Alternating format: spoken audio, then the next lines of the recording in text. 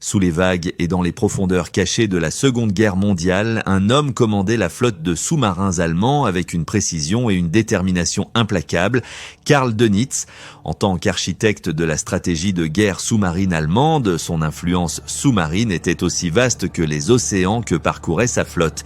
Mais la carrière et l'influence de Dönitz s'étendaient bien au-delà des sous-marins qu'il dirigeait. Qui était cet homme qui deviendrait le successeur désigné d'Hitler, dirigeant une nation brisée dans ses derniers jours?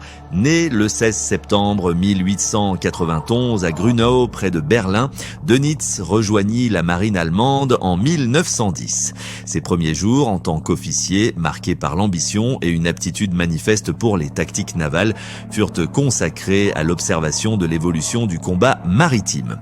Pendant la Première Guerre mondiale, il acquit une expérience directe dans les sous-marins, une plateforme qu'il pensait capable de transformer fondamentalement la guerre navale. En 1918, il fut prisonnier de guerre dans un camp britannique, méditant sur les tactiques futures qui allaient définir la guerre du prochain conflit mondial. La vision stratégique de Dönitz s'est cristallisée durant les années d'entre-deux-guerres, une époque où l'Allemagne, contrainte par le traité de Versailles, était limitée dans ses capacités militaires. Cependant, avec l'avènement des politiques nazies, le réarmement devint une priorité et l'expertise de Dönitz fut rapidement reconnue. Son focus sur le développement des sous-marins comme arme de guerre essentielle conduisit à l'adoption de la tactique du Wolfpack, une attaque coordonnée de convois alliés par des sous-marins en groupe. Ces essaims de sous-marins redoutables hantaient les eaux, transformant l'Atlantique en un champ de bataille périlleux pour les navires alliés. Avec le déroulement de la Seconde Guerre mondiale, l'influence de Dönitz grandit. En 1943, il fut nommé grand amiral, commandant suprême de la marine allemande, suite à la destitution d'Erich Raeder. Avec un mélange de prévoyance stratégique et d'énergie implacable, Dönitz resta convaincu que les sous-marins pouvaient inverser le cours de la guerre. Sous son commandement, les sous-mariniers allemands faisaient face à des conditions périlleuses, opérant dans des espaces confinés et prenant des risques considérables. Son style de commandement, discipliné et inflexible, inspira une loyauté farouche, mais exigeait également une endurance absolue de ses équipages. La relation de Dönitz avec Adolf Hitler était complexe mais significative.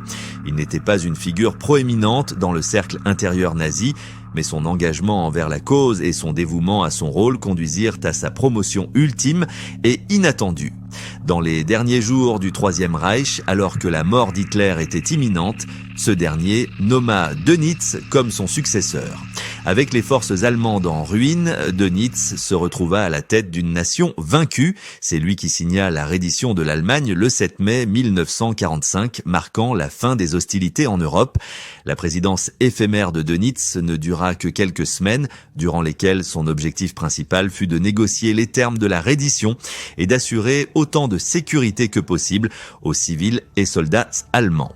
Après la guerre, Dönitz fut jugé à Nuremberg, où il fut condamné pour crimes de guerre pour son rôle dans la guerre sous-marine sans restriction. Bien qu'il ait défendu ses actions comme des pratiques militaires standards, il fut condamné à 10 ans de prison et purgea sa peine à la prison de Spandau. Libéré en 1956, il vécut discrètement, rédigeant des mémoires qui défendaient ses actions de guerre et ses stratégies navales. Sa mort le 24 décembre 1980 à Aumühle, en Allemagne de l'Ouest, mit fin au dernier chapitre d'une figure qui reste controversée, à la fois pour sa compétence militaire et sa place complexe dans l'histoire.